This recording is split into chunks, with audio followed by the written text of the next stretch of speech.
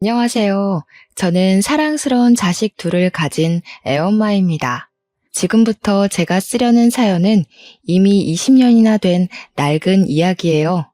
하지만 제 마음속에는 그날의 일이 언제나 어제 일처럼 생생하고 한 번씩 관련된 악몽도 꾸기 때문에 사연으로 소개해도 문제 없겠다 싶어서 찾게 되었습니다. 가슴 메였던 일을 논리정연하게 이야기로 풀어내려고 하니까 쉽지 않은 것 같네요. 그날 일을 다시 회상하는 것도 제겐 또 한 번의 공포를 일으키는 짓이기도 하고요. TV나 인터넷 기사를 보면 요즘에 사람 같지 않은 사람들이 많잖아요. 시대를 불문하고 인격 상실한 사람들은 늘 우리 주변에 존재하는 것 같아요. 그런 사람들을 만나는 것도 내 재수가 없었던 탓인 거겠죠. 그런 부류들은 잠깐 마주해도 스트레스가 오는데 한 식구였다면 얼마나 피가 말랐겠습니까? 제가 바로 그런 식구들 때문에 제2의 인생을 제대로 시작해보지도 못하고 비탈길로 들어선 사람입니다.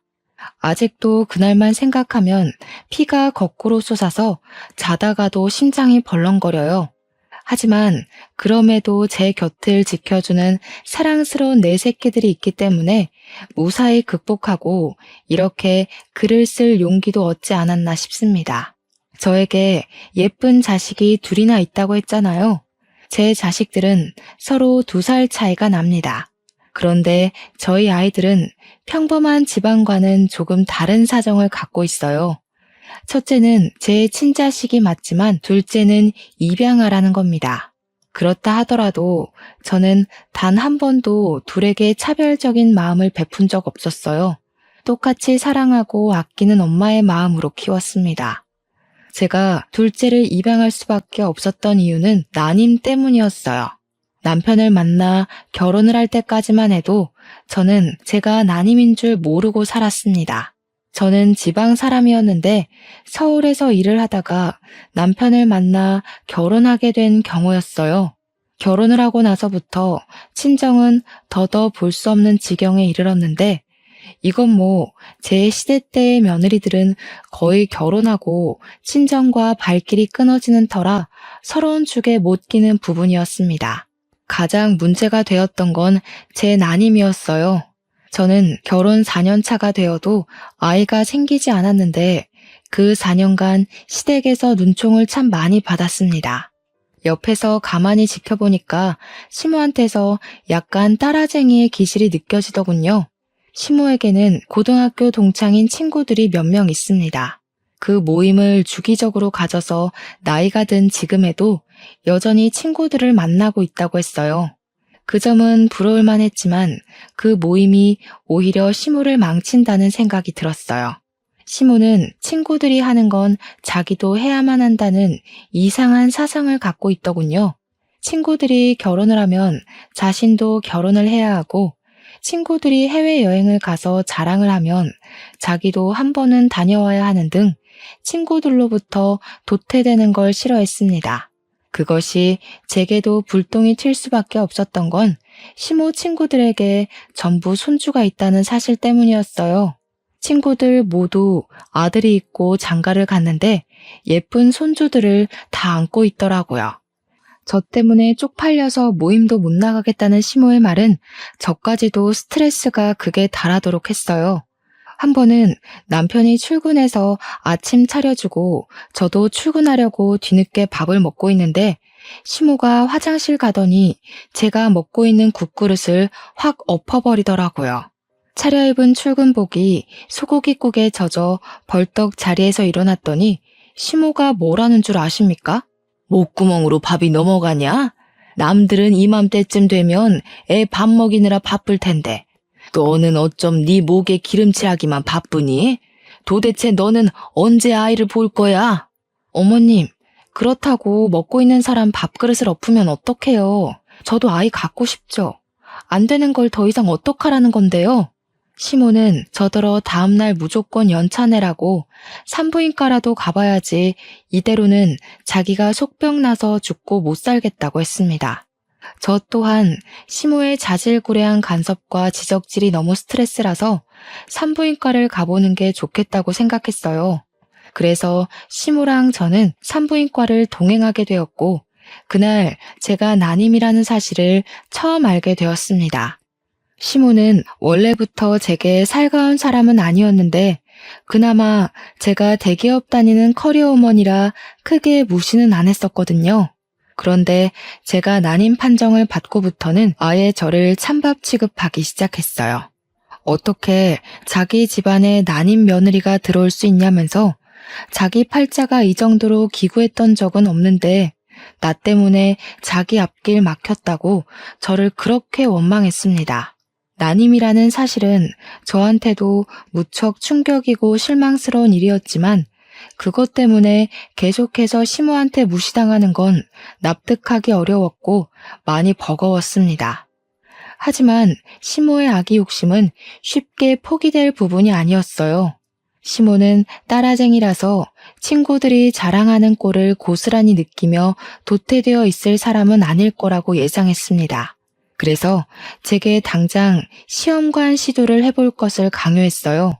남편도 저도 아기를 원했기 때문에 그 제안이 그리 거북스럽지는 않았습니다. 다만 시모의 아집이 너무 강해서 혀를 내둘렀을 뿐이죠. 시모는 빚을 내서라도 손자를 얻기 위해 시험관을 시켰습니다. 그렇게 고생해서 귀하게 얻은 아이가 바로 제 첫째 딸입니다. 난임이라는 소식에 제 인생에서 없을 줄 알았던 소중한 생명을 얻게 되어 제가 얼마나 기뻤는지 모릅니다. 기뻐서 눈물을 흘린다는 걸 그날 처음 겪어봤어요. 저도 남편도 모두 행복해했는데 정작 임신에 목말라 있던 시모만은 표정이 어두웠습니다. 알고 보니 제 자식이 딸이라는 것에 또 불만을 가진 상황이더라고요. 시모 친구들은 전부 손자를 얻었대요. 이제 막 태어난 아이 앞에서 산후조리하고 있는 제 앞에서 굳이 아기 성별을 논해야 할 일일까요?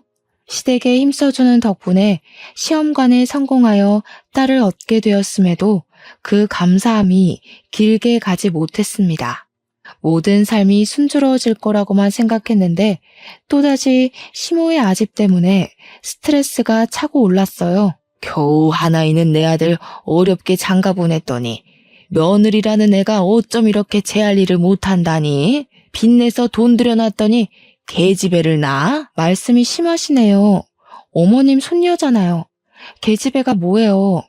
어머님 원대로 손주 낳았으니까 더 이상 쓸데없는 고집 그만 부리셨으면 해요.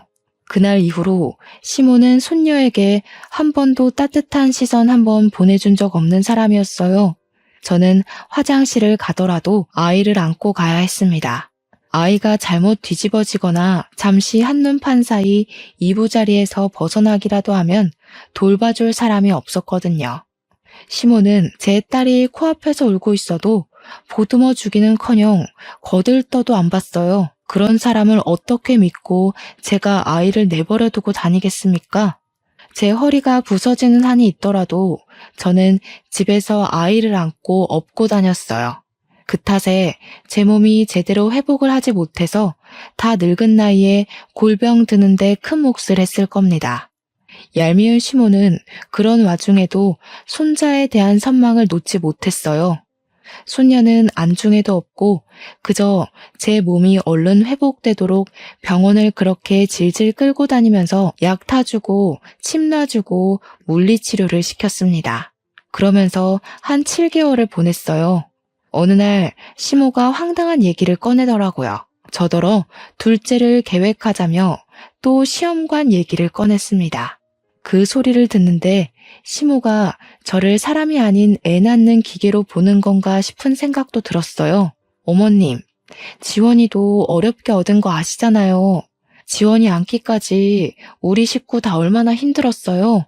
남편도 아이는 하나면 충분하다 했으니까 그냥 외동으로 잘 키울게요. 네 생각만 하니? 집에 아들씨 하나 없어서 어디다 쓴다고? 나는 무조건 손자를 봐야겠다. 요즘 손자 없는 할미들 보기도 힘들더라. 내가 너한테 내 귀한 외동아들 줬으면 너도 그에 맞는 답례를 해야 될 거 아니냐? 먹고 땡 하려고 그랬니? 손자 없는 할미들이 보기 힘든 게 아니라 지금 어머님 친구분들이 다 손자 얻으셔서 저한테 강요하시는 거잖아요. 저 그 시술 더는 못해요. 몸 회복도 안 됐고 더 이상은 힘들어요. 참나, 그래. 내 친구들은 며느리들이 다 아기집이 좋아서 손자 순풍순풍 낳았다더라. 그걸 잘 알면 너도 좀 한 번에 아들을 낳지 그랬어. 젊은 애가 영 쓸모가 없네 없어. 어찌된 게 대기업 다니는 것 말고는 말짱 꽝이야. 시모의 칭얼거림을 들을 때마다 정말 기운이 빠지고 한숨밖에 안 나왔습니다. 시모는 사실 기러기 시부를 두고 있어요. 시부는 당시 일본에서 일을 하고 있었고 돈만 시모에게 붙여주면서 살아왔다고 하더라고요. 남편이 정말 어린 6, 7살 때부터 시부가 기러기를 했다고 해서 남편도 시부 얼굴을 잘 모른대요. 저 또한 시부를 결혼식 때만 보고는 그 뒤로 뵌 적이 없었습니다. 시모는 시부가 주는 돈으로 하나 있는 남편에게 아낌없이 지원을 많이 해주면서 키웠다고도 했는데요. 그래서 남편에겐 취미랑 자격증이 좀 많았어요. 대기업 취업하는데도 전혀 무리가 없었다고 했고요. 반면에 시모는 일을 전혀 안 하는 사람이었다고 해요. 매주 친구들을 만나러 외출을 했는데 그 동창 친구들이 좀 잘 사는 것 같더라고요. 그래서 시모가 시부한테서 받는 돈에도 적다면서 많이 불평하는 걸 들었습니다. 자기도 이것저것 치장을 해야 하는데 재력이 그만큼 안 받쳐주니까 철없는 투정을 많이 부리더라고요. 어쨌든 그렇다고 제가 시모 뜻대로 아들 하나를 더 낳을 수도 있는 여력도 안 되잖아요. 저도 둘째, 셋째까지 낳을 수 있다면 좋겠죠. 그런데 제 몸이 그게 안 된다고 하잖아요. 그래서 시모 뜻을 완강하게 거절할 수밖에 없었습니다. 원래는 제가 웬만하면 시모한테 고분고분 맞춰줬어요. 하지만 아이 문제 때문에 제대로 틀어지기 시작하면서 시모랑도 부딪히는 날이 늘어갔던 겁니다. 제가 둘째를 갖지 않겠다고 강력하게 선언을 했더니 역시나 시모가 화가 끝까지 나서는 저한테 토라지고 말았어요. 그래도 어쩔 수가 없지 않습니까? 제가 뭐 천하무적도 아니잖아요. 진짜 끈질기게도 시모는 여전히 손자 욕심을 버리지 못했습니다. 제 주변을 맴돌며 계속 투덜거렸어요. 아들 안 낳을 거면 대기업 며느리 필요 없다든지 세상에 아들 하나 없는 집이 어딨냐라든지 아들 욕심이 절에 없어서 어디 엄마 자격이나 있겠냐. 너 때문에 내 아들까지 앞길이 캄캄하다 등등 엄청 징징거리고 툴툴댔습니다. 시모가 저를 진작에 자기 아들과 이혼시키지 않았던 건 딱 한 가지 이유 때문이었어요. 제가 남편과 같은 대기업 사람인데 듣자 하니 시모 친구들 며느리 중에서 제가 가장 학력이 높은 것 같더라고요. 제 결혼식 날 시모 친구들이 저랑 시모 앞에서 대기업 며느리 생겨서 시모는 참 부럽겠다며 유난을 떨었었거든요. 그때 시모 어깨가 하늘로 치솟았는데 시모가 처음이자 마지막으로 제게 우리 아가라고 불러줬던 것 같아요. 어쨌든 시모가 제 속을 뒤집어 놓고자 일부러 저를 따라다니며 염장 지르는 걸 알기 때문에 저는 그냥 시모의 잔소리를 한 귀로 듣고 한 귀로 흘려버렸어요. 그나마 고마웠던 건 남편한테 시모의 이런 고집을 얘기하면 남편이 저랑 같이 시모 욕을 해준다는 것에서 위안을 많이 얻었습니다. 남편의 존재는 저를 시댁에서 버틸 수 있게 하는 이유가 되는 사람이었어요. 한 번은 시모가 제게 또 손자 가지고 툴툴거릴 때가 있었는데 그걸 남편이 본 적 있었거든요. 남편이 바로 직접 나서서 시모의 잔소리를 막아주더라고요. 제발 좀 적당히 해. 사람 몸이 천근만근인 줄도 모르고 왜 이렇게 철없는 소리를 하는 거야? 내 와이프가 엄마 요구 들어주는 기계야? 자꾸 이런 식이면 우리 분가해버릴 거야. 고집불통 시모도 자기 아들이 혼쭐 내는 것에는 별말을 못하더군요. 그 뒤로 시모는 혼자서 꽁한 채 한동안 잠잠하게 지냈습니다. 덕분에 저도 마음 편히 딸을 키울 수 있었어요. 그렇게 한 2년 정도 태풍의 눈 안에서 푹 마음을 놓았을까. 그동안 조용했던 일상에 대해 보복이라도 하는 건지 모르겠지만 시모가 아주 큰일을 터뜨리고 말았어요. 지금 생각해도 이 부분은 대형 사고네요. 그날은 여느 때처럼 딸을 재우고 남편 아침을 챙겨준 뒤 남편을 보낸 날이었습니다. 아침부터 어딜 간 건지 생전 안 하던 일은 외출한 시모가 점심쯤 귀가를 했는데요. 저는 시모를 보자마자 어디 다녀오냐고 묻지도 못하고 그 자리에서 굳어버릴 수밖에 없었어요. 시모가 웬 의문의 아기를 하나 안아들고 있더라고요. 갓난 아기였고 포대에 감싸져 있는 아들이었습니다. 이제부터 우리 집 손자 될 아이다. 앞으로 너도 아들이라고 생각하고 잘해라. 아직 태어난 지 2달밖에 안 돼서 우리 식구로 들이기 딱 좋을 때야. 시모의 말에 저는 너무 충격을 받아서 온갖 생각이 다 들었습니다. 남편이 나 몰래 낳은 아이인가? 시모랑 남편이 나 모르게 작당해서 만든 아이인가? 이거 남편 불륜인가? 정말 별의별 생각이 다 들었지만 해답이 빠르게 내려지지 않았어요. 그냥 이게 다 무슨 상황이냐고 대뜸 언성만 높였습니다.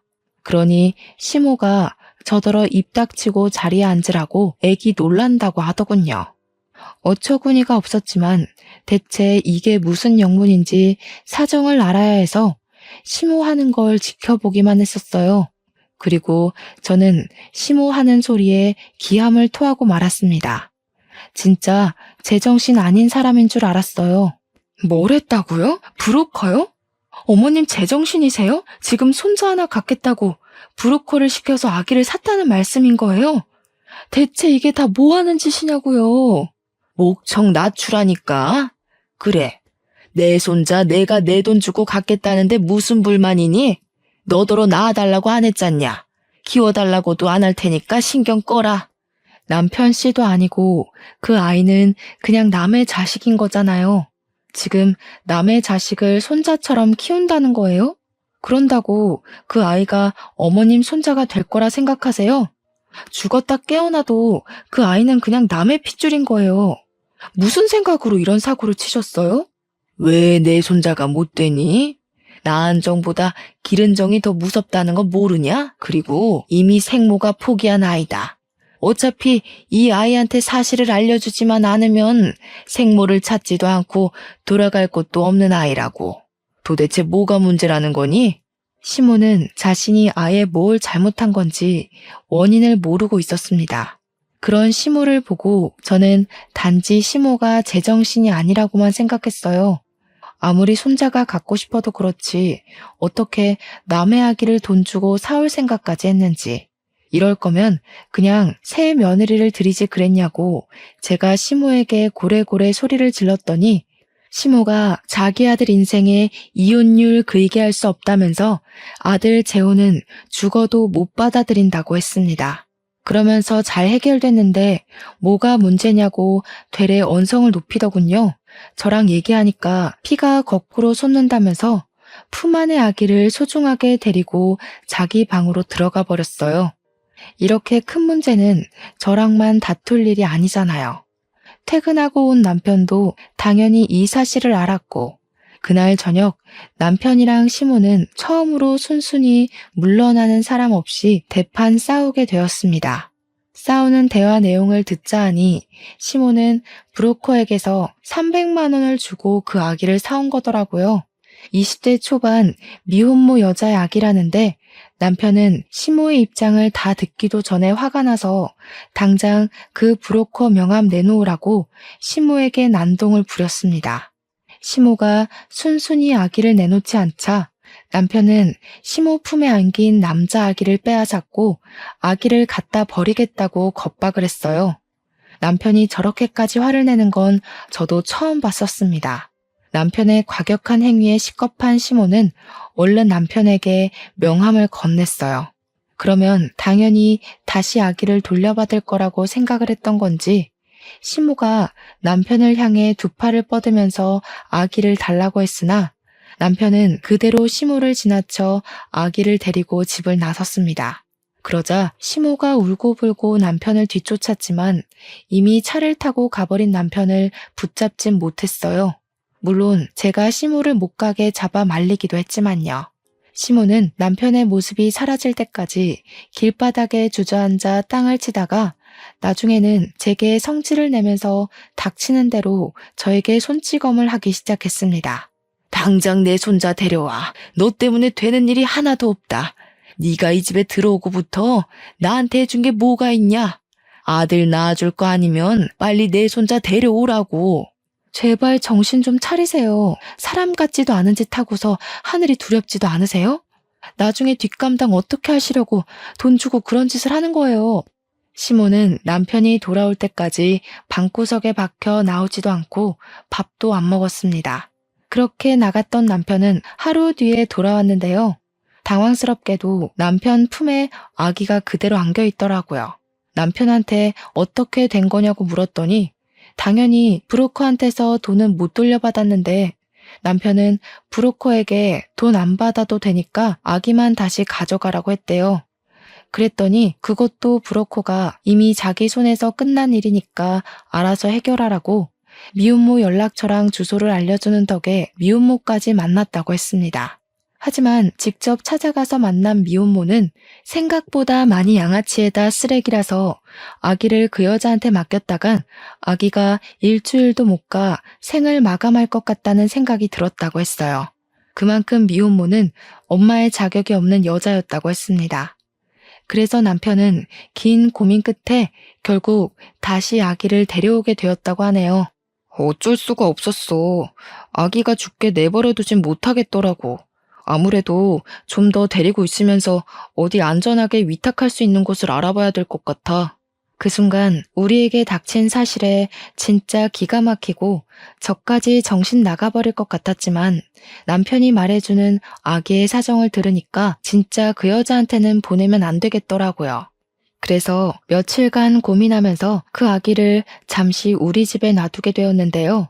남편이랑 같이 괜찮은 위탁소를 찾으며 고민하는 며칠 동안에 그만 아기한테 정이 들어버리고 말았지 뭡니까. 무엇보다 우리 딸이 아기를 엄청 좋아하더라고요. 우리 딸도 당시 2살밖에 안 되었을 때였는데 더 아기인 아이를 알아보기라도 하는 건지 아기 옆을 얼쩡거리면서 계속 아기 하며 관심을 보였어요. 신기하게도 자기 인형까지 그 아기한테 다 양보하고 누나다운 모습을 계속 보여주더라고요. 누가 양보라는 걸 가르쳐주지도 않았는데 말이에요. 그리고 손자가 미쳐있던 시모에게도 변화가 찾아왔는데요. 손자가 생겼다고 사람이 유들유들해져서는 우리 딸에게도 처음으로 손녀 대우를 해주기 시작했어요. 저 또한 우리 딸과 잘 어울리는 그 아기를 보면서 예뻐서 눈이 계속 가긴 하더라고요. 신기하게도 마치 그 아기가 우환이 깃든 저희 집안에 활기를 찾아주는 것만 같았습니다. 그래서 진짜 말도 안 되게 그 아기를 입양하기로 마음을 먹었어요. 남편이 제 결정에 깜짝 놀라긴 했지만 시모도 좋아하고 우리 딸도 좋아하고 나도 좋은 거라면 남편 또한 좋다고 금방 수긍을 해주었어요. 저의 소중한 둘째는 이렇게 생겨났습니다. 정말 말도 안 되는 일 때문에 제게 아들 녀석이 생겨났지만 이렇게 일이 마무리되었다면 제 이야기가 조금은 덜 서러웠을지도 몰라요. 아이 문제가 해결이 되자 제게 또 다른 골칫거리가 찾아왔는데요.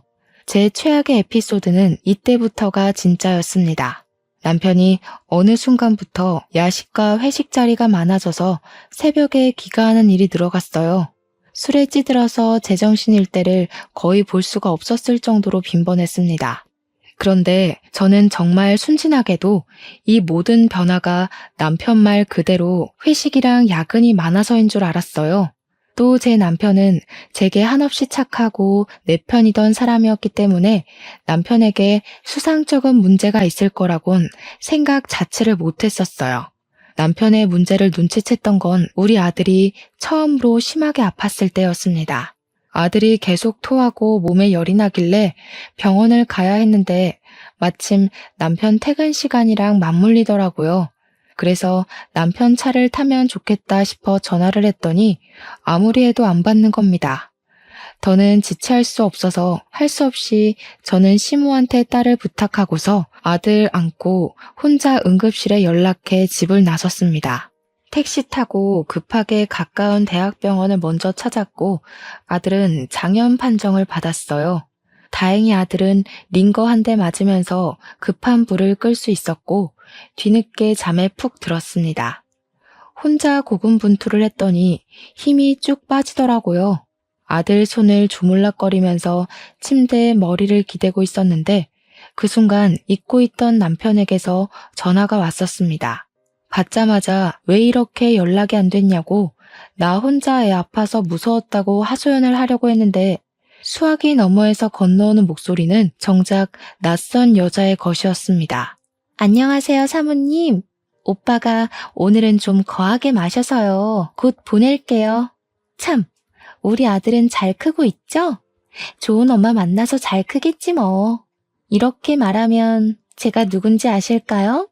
그 순간 저는 잠들어 있는 아들 얼굴을 한번 쳐다봤고 낯선 여자가 바로 이 아이의 엄마라는 사실을 눈치챘습니다. 소름이 쫙 끼침과 동시에 머릿속으로 수만 가지의 물음표가 생겼어요. 그중 이 미혼모가 왜 내 남편이랑 같이 있는지가 가장 의문이었습니다. 그러나 제가 문제로 걸고 넘어지기도 전에 전화가 끊어져 버렸고 제가 전화를 다시 걸어도 더 이상 그 여자 목소리는 들을 수가 없었어요. 결국 저는 다음날 아들을 데리고 다시 집으로 가서 출근하려는 남편에게 따질 수밖에 없었습니다. 당신 뭐야? 그때 그 미혼모랑 여태 만나고 있었던 거야? 왜? 뭐 때문에? 어째서? 나한테 그런 약속에 대해 한마디도 설명한 적 없었잖아. 그 여자가 애 때문에 당신한테 뭐라 해? 이미 우리 아들로 입양까지 마쳤는데 법적 문제 없는 거 아니야? 대체 그 여자한테 무슨 볼일이 있어서 만나는데? 저는 남편한테 어제 통화한 녹음 내용까지 친히 들려주며 따졌습니다. 그러니 남편이 크게 당황하더라고요. 숙취 때문에 더 정신없어 보였어요. 그렇다고 제가 지금 남편의 불륜이 의심되는 상황에서 남편의 상태 따위 신경 써줄 겨를이 있었겠습니까?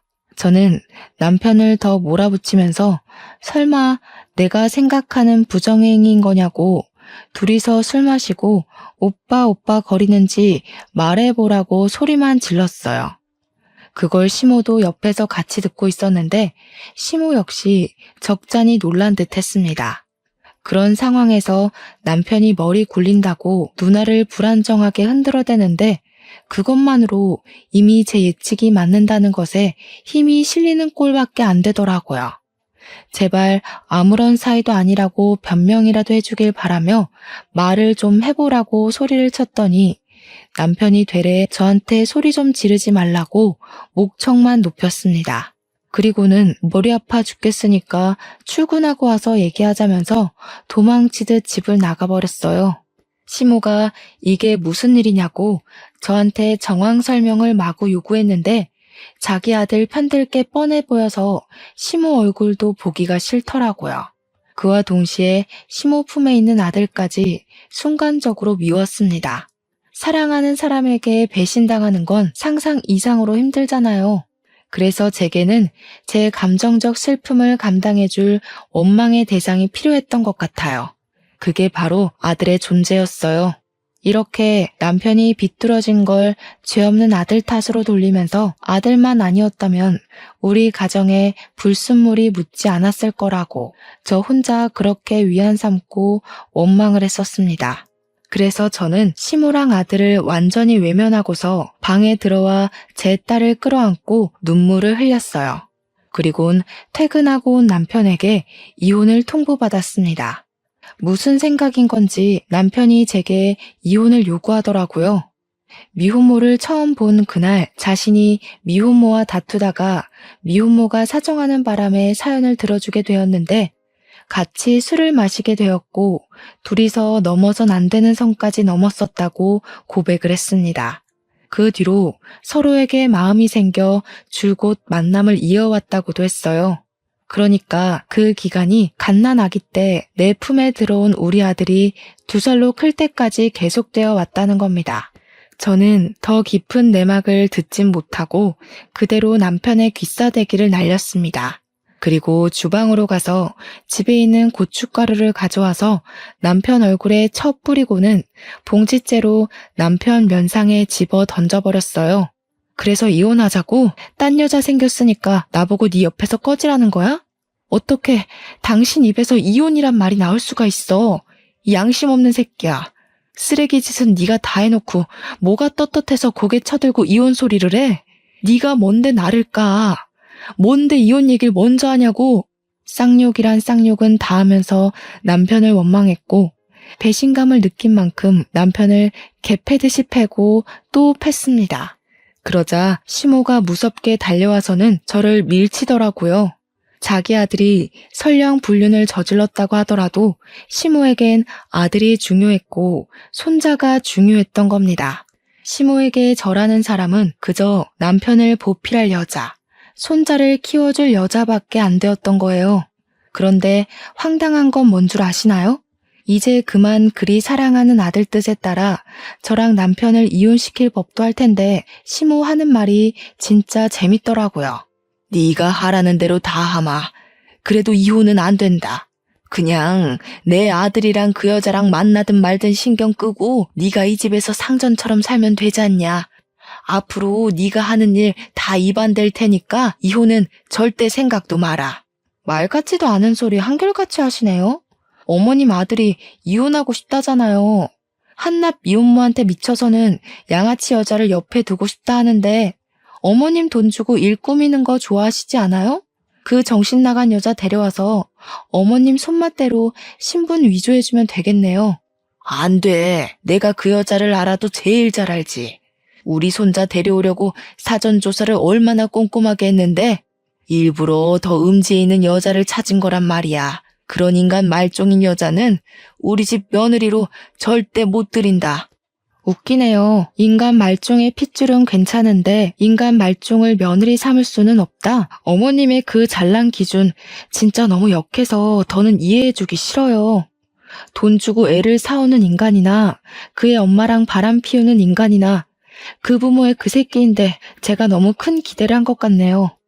진작에 이 답없는 집구석 나왔어야 했는데 저는 이혼 합의는 절대 해줄 생각이 없어서 제가 당한 만큼 소송으로 갚아주겠다고 경고장을 날려준 뒤에 바로 짐을 챙겼습니다.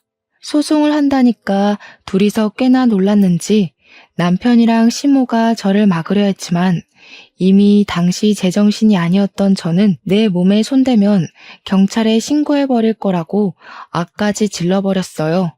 그동안 쌓였던 게 물밀듯이 솟구치니까 정말 괴성을 독하게 내지를 수가 있겠더라고요.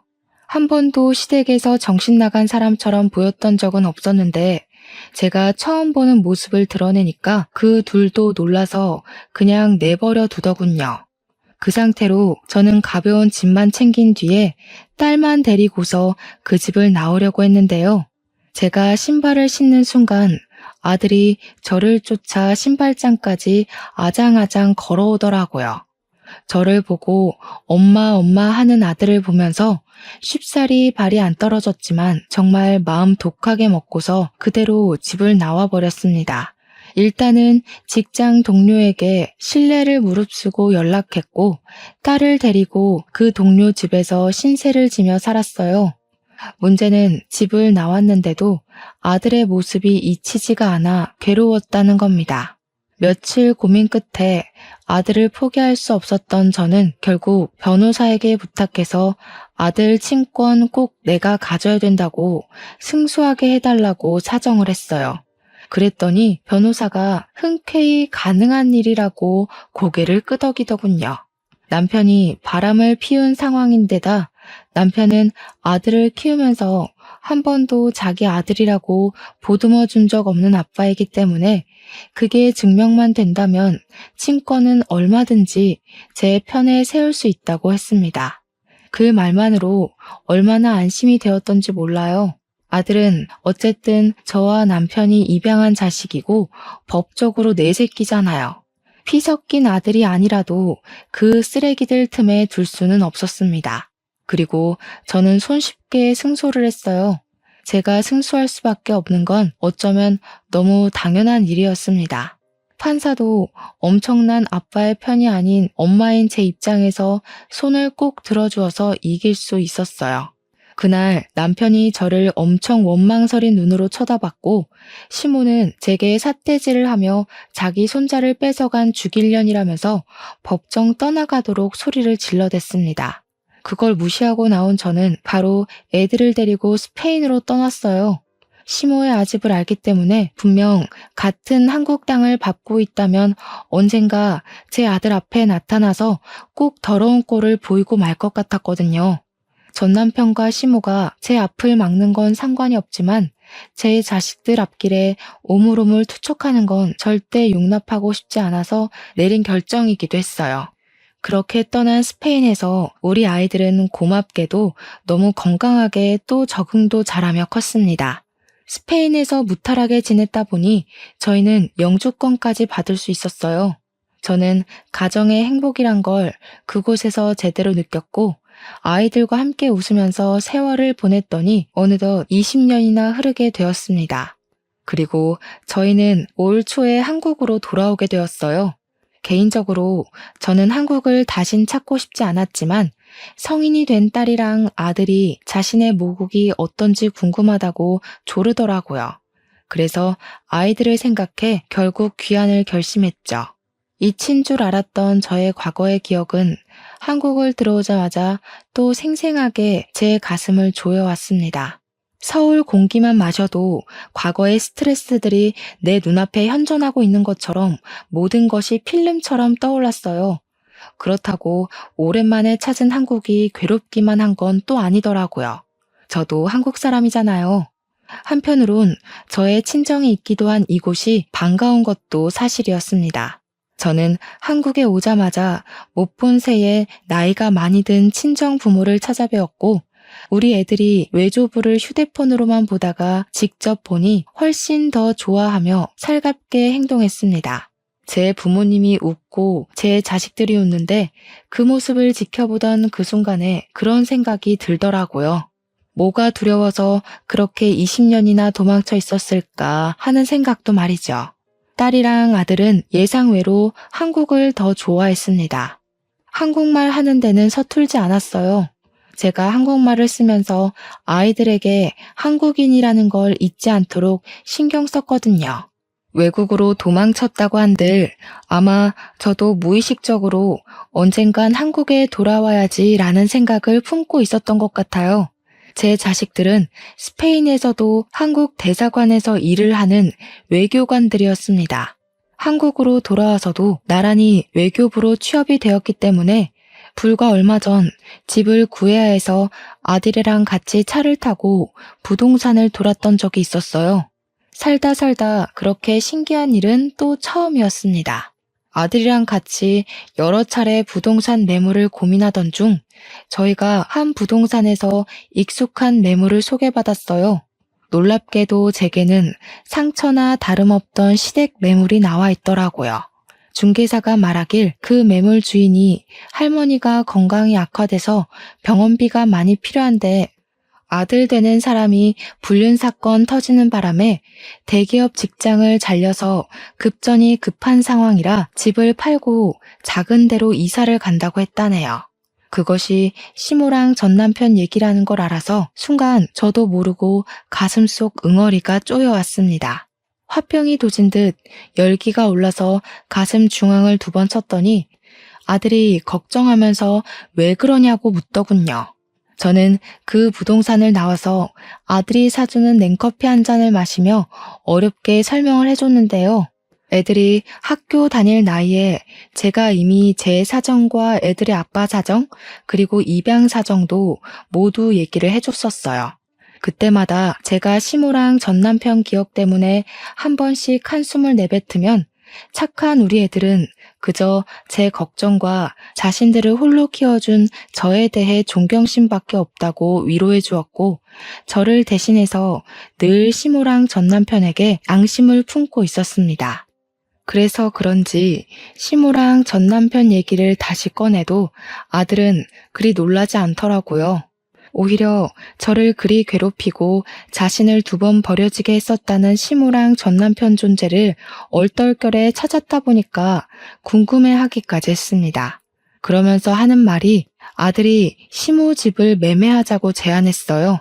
놀라서 무슨 생각으로 그런 소리를 하냐고, 너한테 상처 준 사람들인데 왜 굳이 나서서 또 상처를 받으려고 하냐고 했더니 아들은 그 사람들한테 받은 상처가 얼마나 아팠는지 전혀 기억 안 나지만 해선 안 될 짓을 했다는 걸 알게 해주고 싶다고 했어요. 뿐만 아니라 제가 더 놀랐던 건 그 매물에 대한 숨겨진 복권이 따로 있었다는 겁니다. 그래서 얼떨결에 아들 주도하에 그 집을 매매하게 되었는데 그러기 위해서는 집주인을 만나야 했어요. 시모가 건강했다면 직접 왔겠지만 다 죽어간다고 했으니 대리인으로 부동산을 찾아온 전 남편을 마주하게 된 자리였습니다.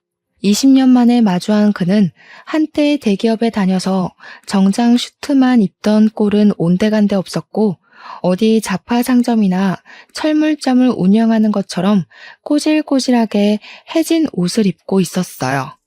전 남편은 처음엔 굽신거리며 들어왔다가 저를 보자마자 놀랐는데요. 저를 단번에 알아본 듯 했습니다. 문제는 전 남편 눈빛이 제게 앙심이 상당해 보였다는 것이에요.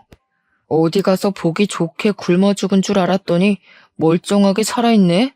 남의 집 박살 내놓고 잘도 살았나 보다? 너 때문에 우리 엄마는 아직도 다 죽은 꼴을 하고 있는데. 전 남편이 제 분에 못 이겨 달려들었는데 그 앞을 아들이 막아주었어요. 아들은 그대로 전 남편을 내동댕이 쳐버렸습니다. 바닥을 구른 전 남편은 그제야 아들의 존재를 쳐다보면서 인상을 팍 찡그렸어요. 제가 젊은 남자랑 바람이라도 난 줄 아나 보더라고요. 뭐 눈엔 뭐만 보인다더니 내가 넌 줄 알아? 이러니까 너 같은 건 친권 자격이 없다는 거야. 누가 누구더러 집을 박살냈대? 아직도 모르겠어. 너네 집이 망가진 거 네 탓이잖아. 네가 딴 년한테 정신 팔려서 가족이고 뭐고 버려서 이 꼴 난 거 몰랐니? 제가 친권을 논하니까 전 남편이 대강 눈치를 챘는지 아들을 다시 보곤 말을 잇더라고요. 곧 자리에서 일어나 아들의 손을 잡으면서 입을 해벌쭉 벌렸습니다. 얘가 그 아기라고? 네가 진짜 윤의 아들이니? 아이고야, 내가 네 아빠야. 나랑 네 할미가 널 데려왔다고. 얼굴 좋은 것 보니까 어디 좋은 데서 일하나 보구나. 네 머리가 이 아빠를 닮아서 그래. 이제라도 집으로 돌아와라. 아빠한테 오기만 하면 친엄마도 찾아줄게. 네 친엄마가 자꾸 도망다녀서 나도 요즘 정신이 없다. 아들 찾았다고 하면 분명 나타날 거야. 윤혜는 아무래도 미혼모의 이름인 듯 했습니다. 아들은 그걸 듣고 되레 표정을 더 차갑게 굳혔어요. 그러고는 바로 전 남편의 손길을 뿌리치더니 그대로 주먹을 써버린 거 아니겠습니까? 아예 아빠라고 생각도 안 하는 태도였고 지칭도 아저씨라고 하면서 과감하게 전 남편을 후려치더라고요. 아저씨 면상 한번 보고 싶었는데 내가 쓰레기라고 생각한 사람 입에서 아들 소리 들으니까 기분 더럽네요. 누가 아빠고 누가 엄만데요? 내 부모는 내가 정해요. 생모는 내가 버렸는데 아저씨는 뭐예요? 애초에 나랑 피는 섞였어요? 그냥 나 주워다 준 브로커랑 다른 게 없어 보이는데요? 뭐? 너 이 자식, 내가 너 분유값 대주고 병원비 대주고 다 했어. 이게 애비 은혜도 모르고 뭐 아저씨? 말버릇이 그게 뭐냐? 자꾸 애비 거리지 마세요. 차라리 얼굴 모르는 생부 존재가 나을 지경이에요. 저랑 엄마는 여기 매매자 입장으로 온 거거든요. 이 정도 질척됐으면 그만하시고 도장이나 찍으시죠. 아저씨 엄마 죽어간다면서요. 돈 급하지 않으세요? 전 남편은 아들이 건방지다며 아들의 멱살을 잡으려 했지만 다 늙은 아저씨가 혈기왕성 청년의 힘을 이기는 건 불가능하지 않습니까? 전 남편은 그대로 아들의 주먹을 한 대 더 맞았을 뿐이었어요. 전 남편은 아들에게 말로 터지고 손으로도 쥐어 터진 후에야 부동산에 온 목적을 실행했습니다. 계약서에 도장부터 찍었어요. 그러더니 아들은 현금으로 비용 지불하겠다며 찾아온 현찰 봉투를 들고서 전 남편 머리 위로 툭 던졌습니다. 우리 엄마는 제 옆을 내내 지켜준 이분뿐이에요. 아저씨가 나중이라도 우리 엄마 발목 잡으러 나타날까봐 일부러 한 번쯤 경고하려고 만나준 거니까 이젠 다시 마주치는 일 없을 거예요.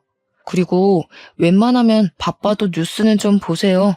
멍청하니까 이렇게 제 복도 발로 뻥 차버리지. 전 남편이 아들의 말을 이해하지 못해서 아들을 째려보고만 있었는데요. 아들이 하는 말뜻은 아까 제가 말씀드렸던 매물 복권이라는 사실을 뜻하는 거였어요.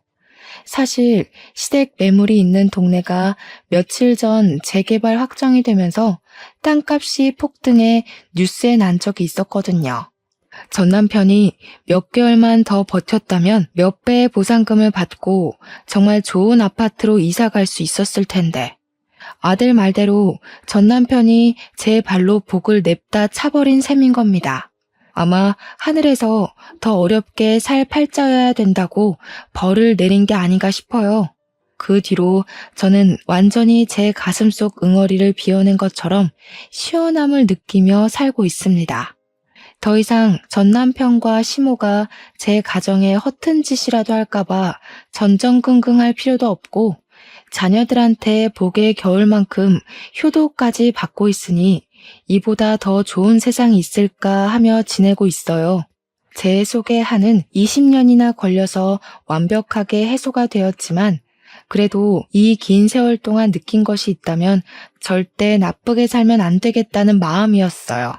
마치 하늘에서 다 지켜보고 나쁜 짓 한 사람들의 결말은 처참할 수밖에 없다는 걸 알려주는 것 같았거든요.